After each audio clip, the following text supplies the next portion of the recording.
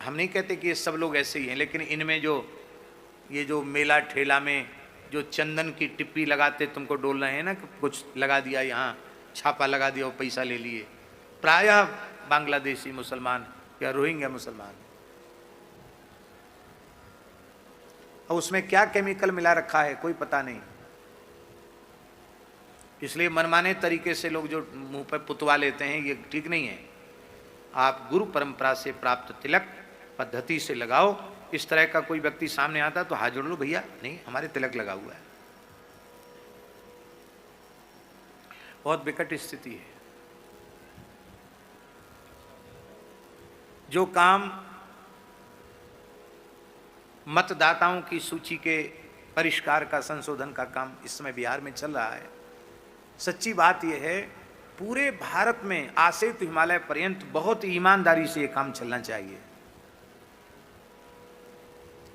क्योंकि ये बहुत बड़ा राष्ट्रद्रोह है। राष्ट्र में रहते हैं, खाते पीते और सब सुविधाएं ले रहे हैं, और फिर भी उनके हृदय में राष्ट्र के प्रति प्रेम नहीं है, भीतर से राष्ट्र के प्रति विरोध की भावना है। ऐसे लोगों को तो वस्तुतः भारत से निकाल कर बाहर कर ही देना चाहिए, उनको नहीं रखना चाहिए।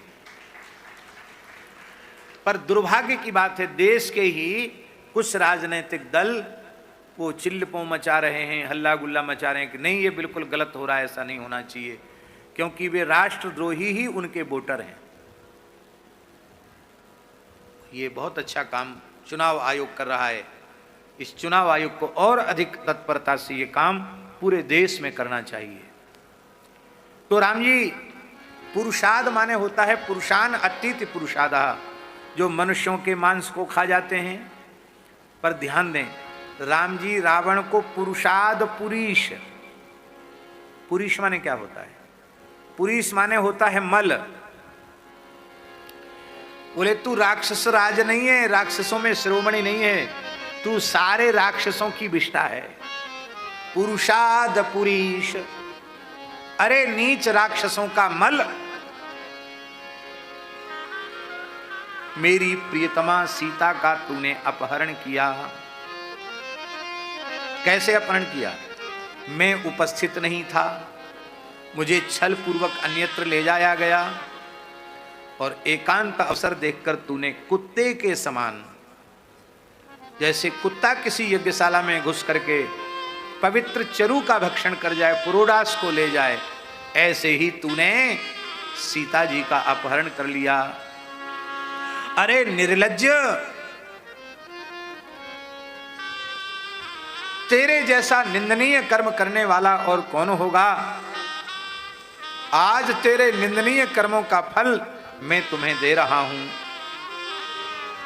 और अब तू बच नहीं सकता है, क्योंकि जीव का कर्म करने का अधिकार है, फल देना तो हमारी मुट्ठी में है। तुमने जो कुछ किया है उसका फल देने के लिए ही मैं तुम्हारे सामने उपस्थित हूं। ऐसा कहकर भगवान ने फटकार लगाई। और ये बहुत लंबा युद्ध हुआ, वो तो संक्षेप में राम कथा की जा रही है सुखदेव जी के द्वारा। तो अगले ही श्लोक में रावण वध हो गया। एवं क्षिपन धनुषि संधित मुत्ससर्ज बाणम स वज्रमिव तद्धृदयं बिभेद सोसृग बमन दस मुखैर्न्यपतद् विमानाद् धाहेति जलपति जने सुकृति विरिक्ता। भगवान ने पुष्पक विमान पर चढ़े हुए रावण के का अवध करने का निश्चय किया, और धनुष की प्रचिंचा को कान तक खींचा, और भयंकर बाण, वही बाण जो हम पहले बता चुके हैं, रघुजी वाला बाण, वही कालदंड जैसा बाण भगवान ने प्रचिंचा पर चढ़ाया, और वज्र के तुल्य वह बाण जैसे ही छोड़ा, बस रावण का वध हो गया। हृदयम विभेद, उसका हृदय विदीर्ण हो गया, नाभि कुंड में जो अमृत था वो नष्ट हो गया। और सोसृग बमन, पुष्पक विमान की मर्यादा, उस पर बैठकर कोई मर नहीं सकता, मरने के लिए तो नीचे आना पड़ेगा। पुष्पक विमान इतना दिव्य था, उस पर भूख नहीं लगती, प्यास नहीं लगती, बुढ़ापा नहीं आता और मृत्यु नहीं होती, ऐसा विमान था वो। तो मरने के लिए तो नीचे गिरना पड़ेगा। तो बाण लगते ही मुंह से खून की उल्टी करता हुआ 10 मुखों से रक्त बमन करता हुआ रावण नीचे गिरा, विमान से ऊपर से नीचे गिरा। तो उस समय राक्षसों में हाहाकार मच गया। कैसा हाहाकार? बोले जैसे कोई व्यक्ति पुण्य कर्म करके स्वर्ग जाता है और स्वर्ग में जब उसके पुण्यों का भोग हो जाता है तो पुण्य क्षीण होने पर जब कोई स्वर्ग का पुरुष लुढ़क उड़क कर नीचे आता है तो स्वर्ग के अन्य देवता हाहाकार करते हैं, हाय हाय करते हैं। ऐसी महाराज सब हाय हाय कर रहे थे और रावण गिर गया और मर गया। बोलो रावण अंतकारी श्री रामचंद्र भगवान की जय। जय जय श्री राधे। रेवासा धाम की एक बड़ी विचित्र परंपरा है। वहां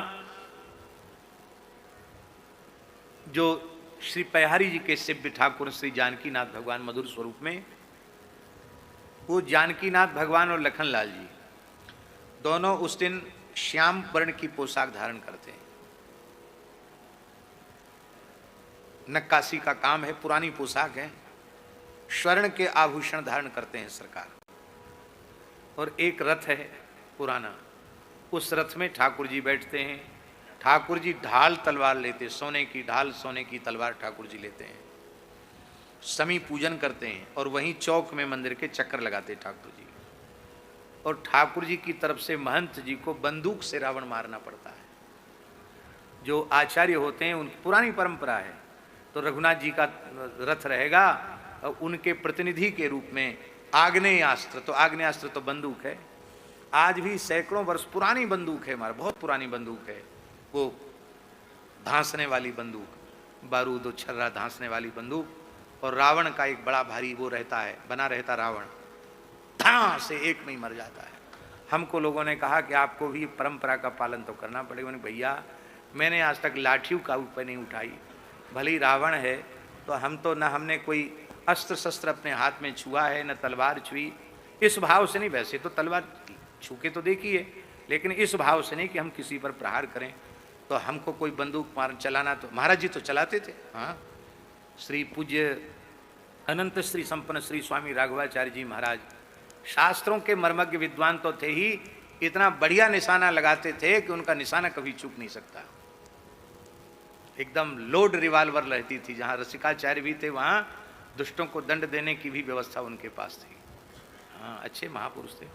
और अब हमारी प्रकृति उस प्रकार की नहीं है। भाई आपको करना तो पड़ेगा।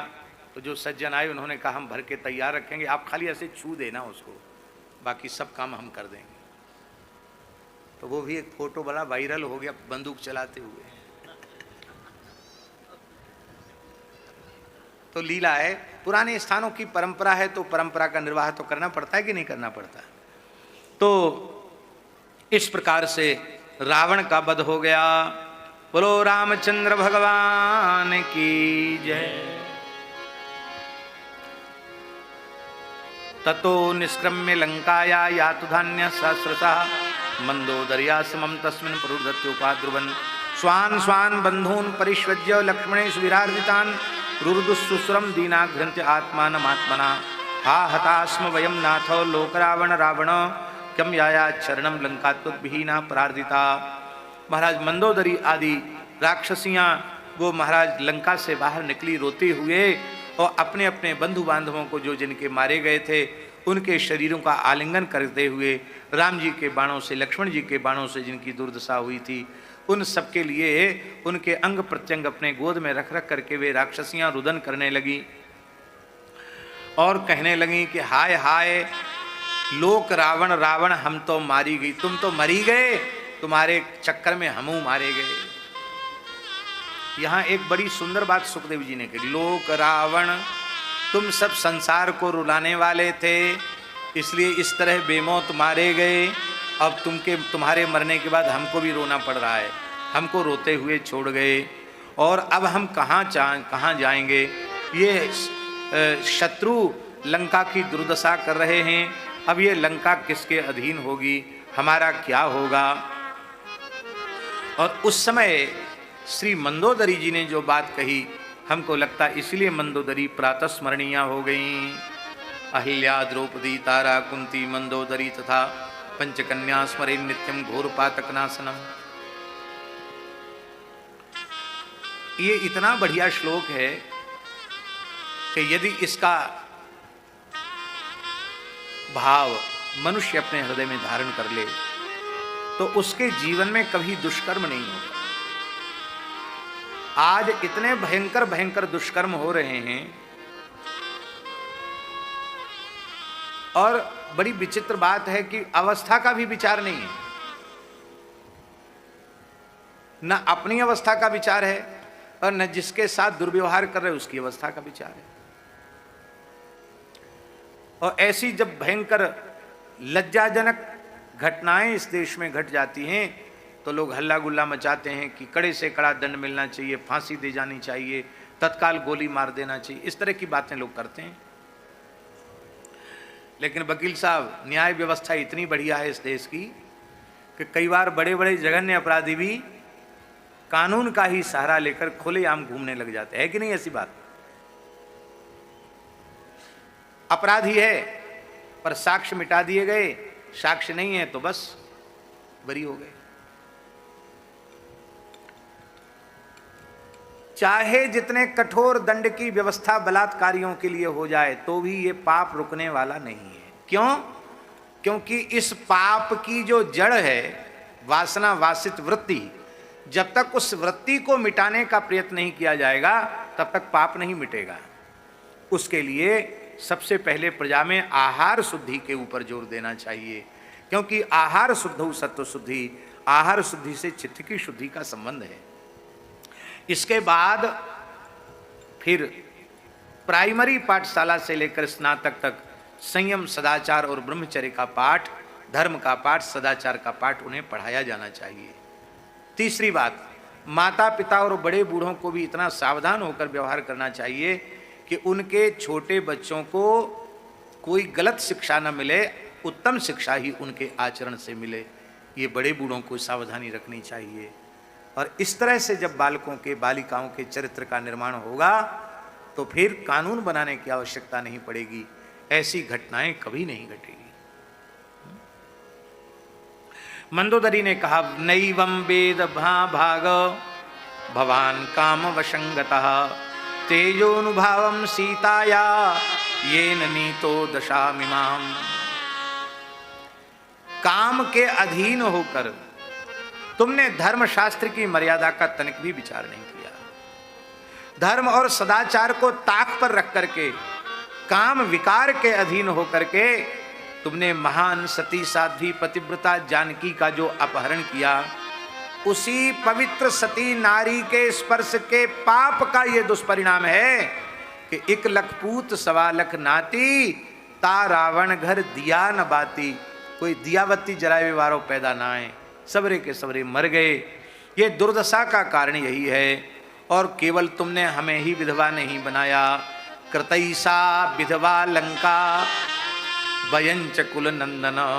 लंका को विधवा बना दिया, हम सबको विधवा बना दिया। और तुम्हारा शरीर जो कहूँ महिष खल अज खर, कहूँ महिष खर अज निशाचर भक्षण, कैसा है? कहूँ महिष मानुष धेनु, कहूँ महिष मानुष धेनु खर अज खल निशाचर भक्षही। ये सब ऊटपटांग खा खा करके तुमने मांस बढ़ाया, अब वो तुम्हारा शरीर किस काम में आएगा? देह कृतोन्नम गृध्राणाम, ये गीध नोच नोच करके तुम्हारा शरीर खाएंगे। और तुम्हारी जीवात्मा कहाँ जाएगी? ये मंदोदरी बोल रही है, तुम्हारी जीवात्मा कहाँ जाएगी? बोले तुम्हारी जीवात्मा घोर नरक जाएगी। हम विधवा हुए, लंका विधवा हुई, और तुम्हारा जो शरीर जिसको तुमने मांस खा खा करके पुष्ट किया, वो शरीर गीधों का भोजन बना, और तुम स्वयं को, तुमको नरक जाना पड़ेगा। ये तो राम जी की कृपा है कि उसको सदगति दे दी, लेकिन वस्तुतः तुम्हारे कर्म तो नरक जाने के योग्य ही हैं। ये मंदोदरी कह रही है। संतों के अलग अलग भाव हैं। एक श्री मलुकदास जी ने भी रामचरित्र लिखा है, उनकी वाणी में भी। उसमें भैया जी इतनी विचित्र बात है कि आपने शायद अपने जीवन में कभी ये बात सुनी ही नहीं होगी। क्या बात है? उसमें लिखा है, रंचक श्वास रही घट माही। रावण गिर तो गयो पर पूरा मर्यो नहीं, थोड़ी थोड़ी सांस चल रही बाकी। तो महाराज उसकी श्वास थोड़ी थोड़ी चल रही थी, तो मंदोदरी मूसर ले धाई, ऐसा लिखा है। मंदोदरी मूसर लेके आई और एक धाए से दिया, एक मूसर। वो तो सोच रहे होंगे कि राक्षसों की कोई परंपरा होगी ये, लेकिन एक मूसर से जय सिया राम, बोलो भक्तवत्सल भगवान की जय। विचित्र बात है भैया, ऐसा तो कहीं सुनने में नहीं आता। लेकिन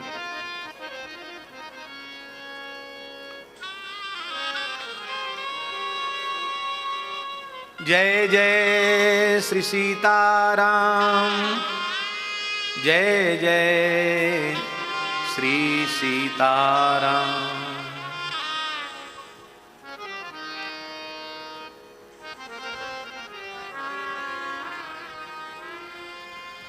इस प्रकार से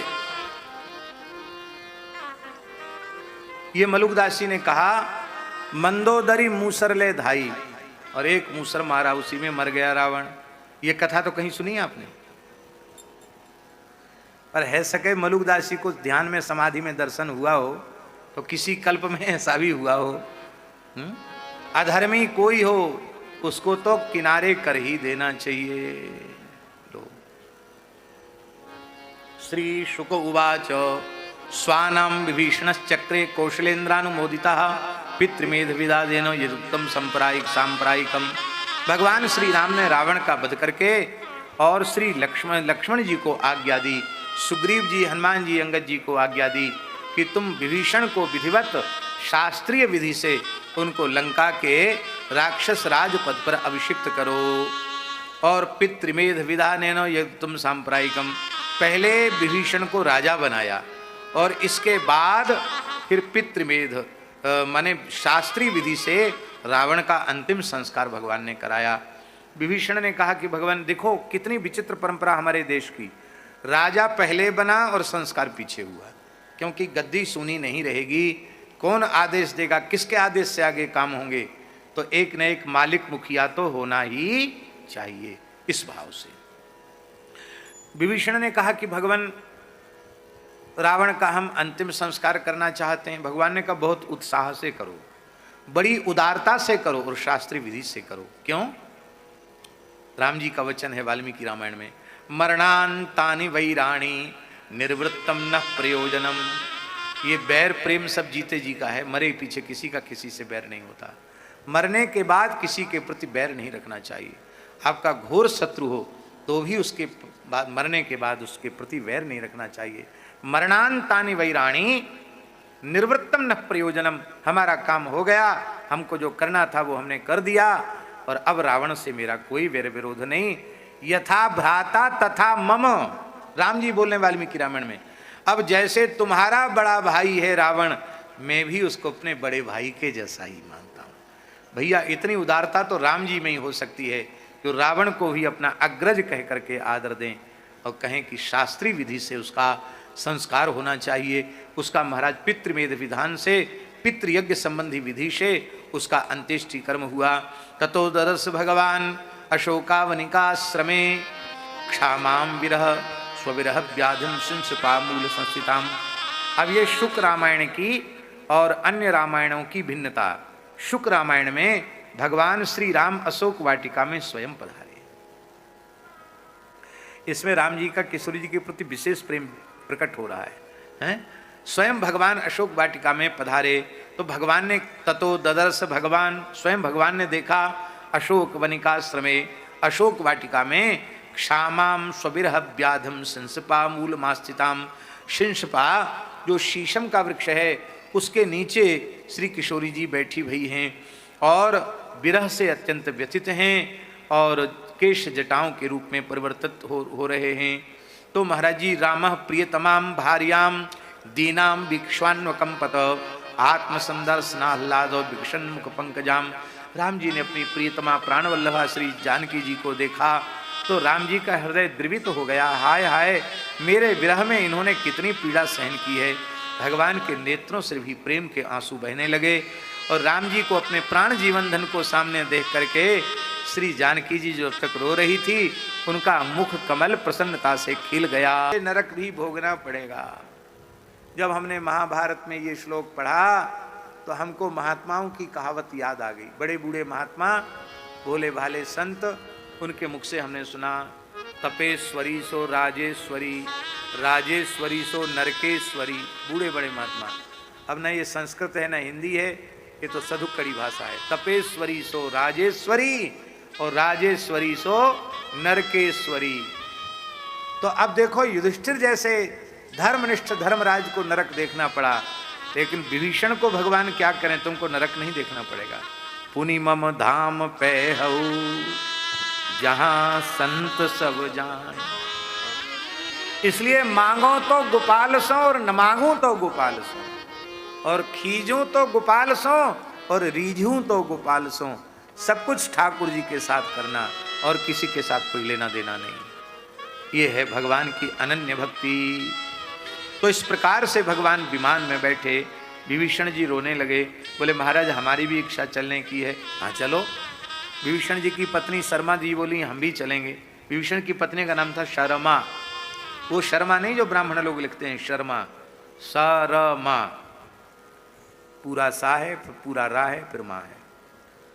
और इनके पुत्र का नाम था मत्तगयंद। क्या नाम था? मत्तगयंद। वो भी साथ में गए। और उनकी एक बेटी भी थी विभीषण की, उनका नाम था त्रिजटा। हाँ, आप कहेंगे किसने लिखा है, प्रमाण खोजेंगे कहाँ है। बिना प्रमाण के हमको बोलने का अभ्यास नहीं है। जिस श्रीमद् वाल्मीकि रामायण की भूषण टीका पर स्वयं हनुमान जी ने हस्ताक्षर किया, वो श्री गोविंद राज स्वामी कहते हैं, त्रिजटा विभीषणस्य पुत्री, जानक्याः सखी विभीषणस्य पुत्री। जानकी की सखी और विभीषण की पुत्री। तो बोले फिर त्रिजटा नाम क्यों है? तो गोविंद राज स्वामी वाल्मीकि रामायण की टीका में लिखते हैं, ये तीन जटा नहीं है इसके, एक है ज्ञान, एक है भक्ति और एक है वैराग्य। ज्ञान कर्म और ज्ञान कर्म और उपासना, ज्ञान कर्म और उपासना की तीन जटाएं उसके मस्तक पर हैं। माने वो कभी वेद विरुद्ध आचरण करने वाली नहीं है। वो त्रिजटा भी साथ में गई। और जब अयोध्या में गए, और जब अभी आगे की बात है लेकिन अभी कह देते आगे फिर भूल जाएंगे। तो जब राम जी ने सबको विदा किया तो विभीषण को तो विदा कर दिया, विभीषण पत्नी नहीं गई। बोले हम नहीं जाएंगे। क्यों? प्रभु, इन्होंने आपकी शरण स्वीकार की, आपने इनको शरण में लिया, और इनके मन में कहीं इतनी सी बात थी कि राम जी रावण को मारेंगे, छोड़ेंगे नहीं, और तो लंका को तो फिर किसी न किसी को तो सौंपेंगे, तो हमको राजा बनाएंगे। तो इनके मन में किंचित वासना थी, उसको आपने पूरा किया। लेकिन मेरे मन में तो कोई वासना ही नहीं, तो आप जबरदस्ती मुझे लंका क्यों भेजना चाहते? राम जी ने कहा तुम्हारी इच्छा क्या है? बोले मैं तो श्री किशोरी जी की सेवा में रहना चाहती हूँ। राम जी ने कहा अपने पतिदेव से पूछ लो। विभीषण जी के नेत्रों से अश्रुधार बहने लगी। बोले देवी, मैं तो भाग्यहीन हूँ जो जा रहा हूँ लंका की ओर, लेकिन तुम्हारे सौभाग्य का उदय हुआ है। भजन करने वाले के मार्ग में बाधक नहीं बनना चाहिए, रहो किशोरी जी की सेवा। तब राम जी ने शर्मा देवी को अयोध्या की दुर्गरक्षिका देवी बनाया। अयोध्या दुर्ग की रक्षा विभीषण पत्नी शर्मा देवी करती है। कहाँ राक्षसी, पर देवी बना दी राम जी ने। शर्मा देवी अयोध्या की दुर्गरक्षिका देवी है। मत्तगयंद थे, बोले तुम तो जाओ। बोले पिताजी को आपने एक कल्प का राज्य दिया, आयु दी, हमने तो आपसे कुछ मांगा नहीं, हमको तो आप अपने चरणों में ही रख लीजिए, हम अयोध्या छोड़ के कहीं नहीं जाना चाहते हैं। बोले पूछ लो अपने पिताजी से।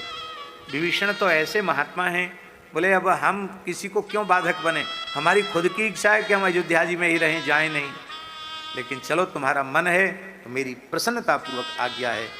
तब मत्तगयंद जी भी यहीं रह गए और उनको अयोध्या में कहते हैं मात गैण बाबा। क्या कहते हैं? आज भी अयोध्या में उनका नाम क्या है? विभीषण पुत्र का मात गैण बाबा। और ये मात गैण बाबा अयोध्या के कोतवाल साहब हैं। जैसे काशी के कोतवाल काल भैरव जी हैं, ऐसी अयोध्या जी के कोतवाल हैं मात गैण बाबा। बोलो मात गैण बाबा की जय। ये तो इनका अपभ्रंश वाला नाम है, सही नाम है मत गयंद बाबा की जय। ये कितनी अद्भुत है विभीषण जी की भक्ति। उपगीयमान चरिता शतधृत्यादिभिर्मुदा गोमूत्रयावकं श्रुत्वा भ्रातरं बल्कलाम्बरम्।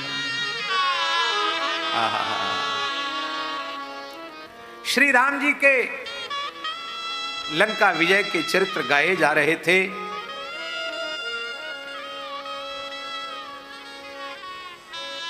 आहा 14 वर्ष का भगवान का व्रत पूर्ण होने वाला है।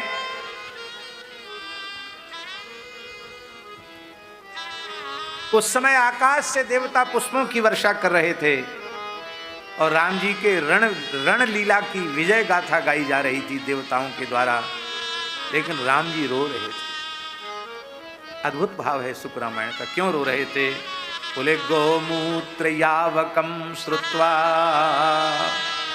भ्रातरम बलकलाम्बरम। राम जी रो रहे थे। किशोरी जी ने, लक्ष्मण जी ने, हनुमान जी ने पूछा सरकार इतने विह्वल होके क्यों रो रहे हैं? बोले मेरा भैया भरत गोमूत्र में उबाल करके जौ खा करके 14 वर्ष से अपना निर्वाह कर रहा है, बलकल वस्त्र धारण किए हुए है और उसने प्रतिज्ञा की है कि यदि 14 वर्ष की अवधि पूर्ण हो गई और मैं नहीं पहुंचा तो वह जीवित ही अग्नि में प्रवेश कर जाएगा। इसलिए मेरी कीर्ति गाई जा रही है, मेरी जय जयकार हो रही है, लेकिन इस समय मुझे कुछ भी अच्छा नहीं लग रहा है। यह पुष्पक विमान बहुत तीव्र गति से चल सकता है, लेकिन हमें इतनी विकलता है भरत जी से मिलने की, यह विमान भी हमको लगता है बहुत कम चल रहा है, इसकी गति कुंठित हो गई है। महाकारुणिकः, सुखदेव जी ने राम जी का विशेषण दिया, महाकारुणिकः अतिप्यत। महाकारुणिक भगवान श्री राम बहुत अधिक रुदन करने लगे। जटिलम स्थंडिले स्वयं। भरत जी ने जटाएं रख रखी हैं, वे तीखे कुशा बिछा करके धरती पर सोते हैं, बलकल पहनते हैं। ये दशा का स्मरण करके भगवान का हृदय भराया और भरतः प्राप्त मां कर्ण्य पौरामात्य पुरोहित। और जब हनुमान जी के द्वारा भरत जी को पता चला कि मेरे आराध्य प्रभु श्री राम आ रहे हैं, तो अपने पुरोहित गुरुदेव वशिष्ठ जी के सहित, ब्राह्मणों के सहित, मंत्रियों के सहित पादुके शिरसिन्यस्य, पादुके शिरसिन्यस्य रामं प्रत्युद्यतो ग्रजं नंदिग्रामात् स्वशिविरात् गीतवादित्र निस्विनैः। पादुका जी को अपने मस्तक पर विराजमान करके मंत्री पुरोहितों के सहित, ऋत्विजों के सहित परम प्रेम मूर्ति श्री भरतलाल जी महाराज नंदिग्राम से बाहर आए। दिव्य वाद्य बज रहे हैं, ब्रह्म घोषेण चमुहु, बार बार ब्राह्मण वेद पाठ कर रहे हैं। ओम सहस्रशी रेखा पुरुखा सहस्राक्ष सहस्रपात सभूमिगुं सर्वतस्मृतवाच्यतिष्ठद्दशाङ्गुलं पुरुख एवेदग्ं सर्वं जदभूतं यच्च भाव्यं भूतामृतत्वशेषानो जगन्नेनातिरोहति इत्यादि प्रकार से मंत्रोच्चार कर रहे हैं। और स्वर्ण कक्ष पताकाभिर हेम चित्र ध्वजैरथै। महाराज जी उस समय पूर्वासी मंत्री वो सब बड़े प्रसन्न होकर के श्री राम जी की अगवानी कर रहे हैं, मंगल गान कर रहे हैं, बाजे बज रहे हैं, वेद पाठी ब्राह्मण वेद मंत्रों का उच्चारण कर रहे हैं। सुनहरी जिनमें नक्काशी का जड़ी का काम है ऐसी पताकाएं फहरा रही हैं। सोने से मढ़े हुए रथ, रंग बिरंगे ध्वजाओं से सजे हुए रथ, सुनहले साज से सजाए हुए सुंदर सुंदर घोड़े, सोने के कवच पहने हुए सैनिक, ये सब भरत जी के पीछे पीछे चल रहे हैं।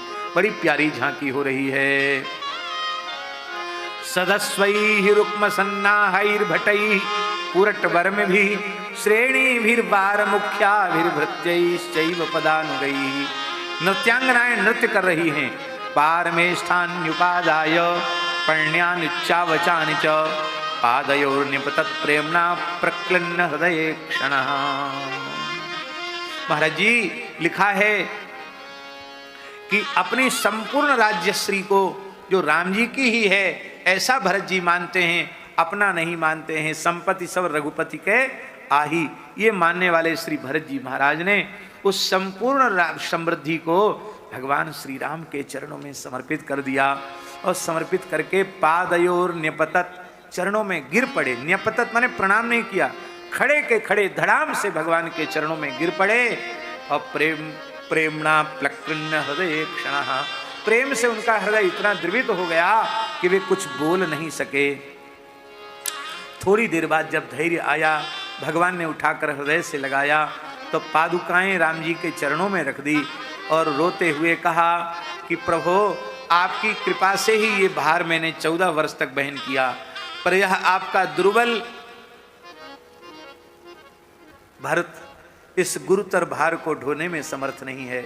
आप तो इस दीनहीन को अपने चरणों में ही रखिए, हम किसी लायक नहीं हैं, हमारा निर्वाह तो केवल आपके चरणों में ही हो सकता। यह है अनन्यार्हत्व।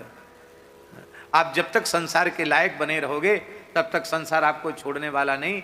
भले हॉस्पिटल में बेहोश हो जाओ तो इंजेक्शन लगा के होश में लाएंगे, कहेंगे हस्ताक्षर कर दो, यहाँ अंगूठा लगा दो, क्योंकि संसार को तुमसे किसी न किसी स्वार्थ की सिद्धि का भाव है। और जब अपने आप ये प्रमाणित कर दोगे कि हम तुम्हारे किसी काम लायक नहीं हैं, तो हाथ जोड़ लेंगे घर वाले, कहेंगे भैया जाओ सूरश्याम में चले जाओ, अब बम्बई में तुम्हारा कोई काम नहीं है, अब वहीं राधे राधे करो, गौ ब्रजवासियों की सेवा करो। ये संसार ऐसा है महाराज जी, बड़ा विचित्र है, किसी का कोई नहीं है, सब अपने स्वार्थ की पूर्ति में लगे हुए हैं। तो भरत जी ने सब कुछ अर्पित कर दिया। भगवान श्री राम ने भरत जी को हृदय से लगाया और बहुत स्नेह किया। भगवान ने अपने प्रेमास्त्र जल से भरत जी का अभिषेक कर दिया। भरत जी ने अपने आंसुओं से भगवान के चरणों का प्रक्षालन कर दिया। और महाराज जी भगवान श्री राम, लक्ष्मण और सीता ने ब्राह्मणों को प्रणाम किया और तेभ्य स्वयं नमश्चक्रे प्रजाभिश्च नमस्कृता, सारी प्रजा ने राम जी को प्रणाम किया। और महाराज जी यहाँ एक बड़ी विचित्र बात लिखी है, ब्राह्मण अपने पटका उठा उठा करके नाचने लगे भगवान को देखकर। अब मेरे आराध्य ब्रह्मण्य देव भगवान आ गए। ध्वन्वंत उत्तरा संगान पतिम वीक्ष चिरागतान, ब्राह्मण और सारी प्रजा अपने पटका उठा उठा करके नाचने लगे। आज मेरे आराध्य, आज भक्त वत्सल शरणागत वत्सल ब्रह्मण्य देव श्री राम आज कृपा करके आ गए हैं। अब तक हम अनाथ थे, आज हम सनाथ हो गए हैं, क्योंकि जानकी नाथ रघुनाथ आज हमारे सामने खड़े हैं। और महाराज नृतुर मुदा, सब नाच रहे हैं, सब नाच रहे हैं। और उस समय भगवान श्री राम की शोभा यात्रा निकली। कैसी विलक्षण शोभा यात्रा निकली, ध्यान दें। पादुको भरते ग्रहणा चामर व्यजनोत्तमे विभीषण सुग्रीव श्वेत छत्रम मरुत्सुता। बोलो भक्त वत्सल भगवान की जय। तो ये शुक रामायण का बिल्कुल अलग भाव है। दो शोभा यात्रा निकली, एक राम जी की शोभा यात्रा, एक राम जी की पादुका जी की शोभा यात्रा। ये दो एक विशेष बात है शुक रामायण में। वो श्री पादुका जी भरत जी के मस्तक पर विराजमान हैं और उन पे छत्र लगाया हुआ है, चमर ढुरा रहे हैं, ब्राह्मण मंत्रोच्चारण कर रहे हैं। पादुका जी आगे आगे चल रही हैं, सरकार का रथ पीछे चल रहा है। और महाराज जी क्या विचित्र झांकी है। पादुके भरतो ग्रहणा चामर व्यजनोत्तमे, भरत जी ने पादुकाएं ली हैं, विभीषण जी ने चमर हाथ में ले रखी है, सुग्रीव जी ने पंखा ले रखा है और हनुमान जी ने श्वेत छत्र लगा रखा है। हनुमान जी छत्र धारण किए हुए हैं। पादुके भरतो ग्रहण चामर जनोत्तमे विभीषण सुग्रीवा श्वेत छत्र मरुत्सुता धनुर्निशंगान शत्रुघ्ना। धनुष बाण ढाल तलवार ये शत्रुघ्न जी महाराज लिए हुए हैं। और जानकी जी क्या लिए हैं? सीता तीर्थ कमंडलुम। सीता जी कमंडल लिए हैं हाथ में। ये झांकी कहीं नहीं है, शुक्र रामायण में झांकी है। सीता जी कमंडल लिए हुए हैं। क्यों? उसमें धरती के समस्त तीर्थों का जल है, वो राम जी के अभिषेक में काम आने वाला है, इसलिए सीता तीर्थ कमंडलम। अभ्रिवत दंगदक खड़गम। अंगद जी महाराज तलवार लेकर के खड़े हैं और हेमम स्वर्णमयी तलवार लेकर के खड़े हैं और चर्मर क्षराण नृप और ढाल विशाल सोने की ढाल जामवंत जी महाराज लिए हुए हैं। पुष्पकस्थोन्वित स्त्री भी स्तूय मानश्च बंद भी विरेजे भगवान राजन ग्रहिश्चंद्र विरोधित ही।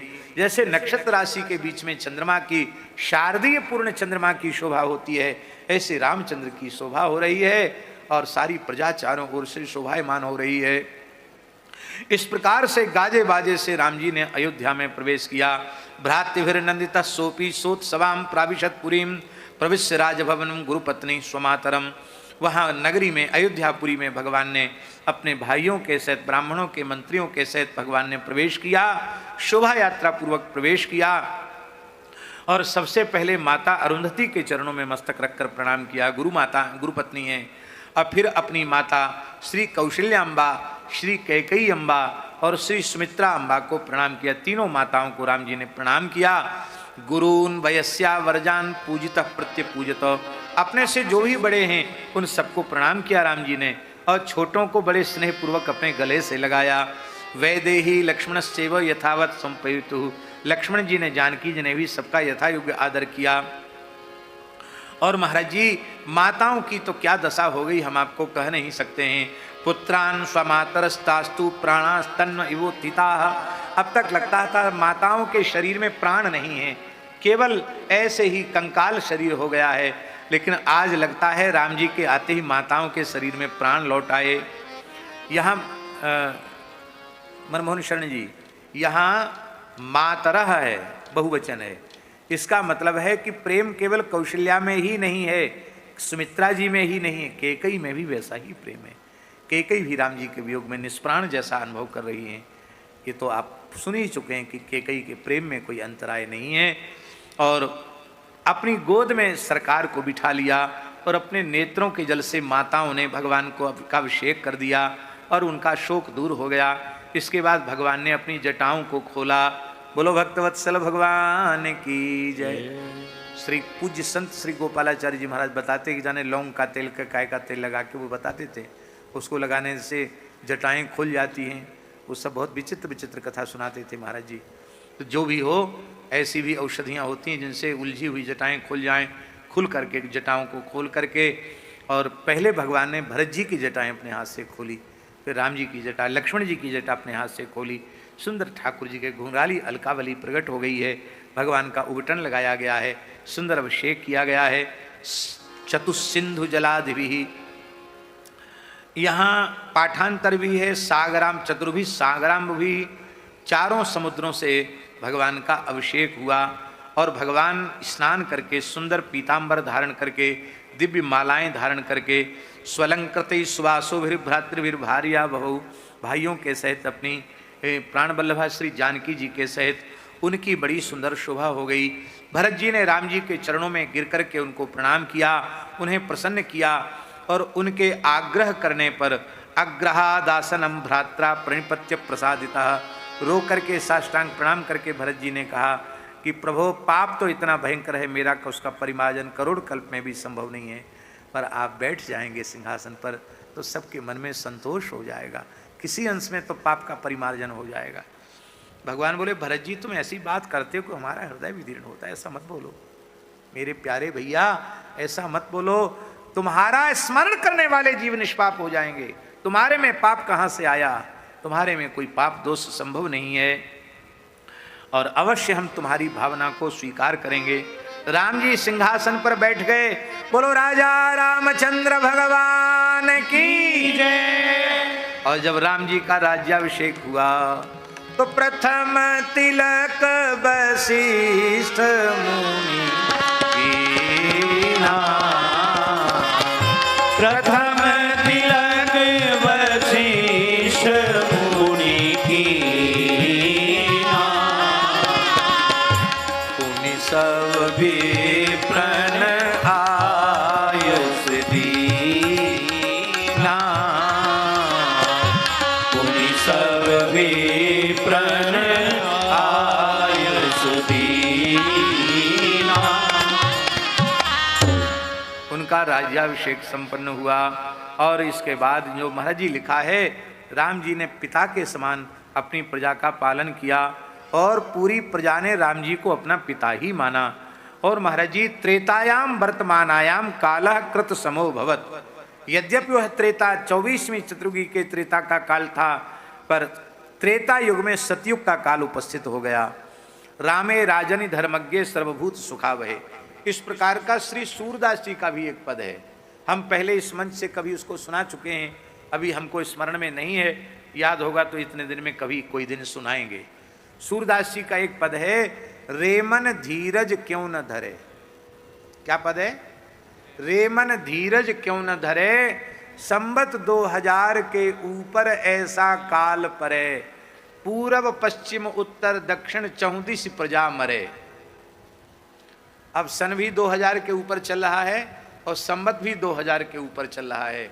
ऐसा समय सूरदास जी बोलते आने वाला है कि पूर्व पश्चिम उत्तर दक्षिण प्रजा बहुत मरे, बहुत प्रजा मर जाएगी। लोग तो कह रहे हैं पूरे विश्व की आबादी मात्र 64 करोड़ रह जाएगी। कौन मरेगा कौन जिएगा भगवान जाने। और उसी में लिख रहे हैं, सहस बरस लगी सतयुग व्यापे, धर्म की बेल फरे।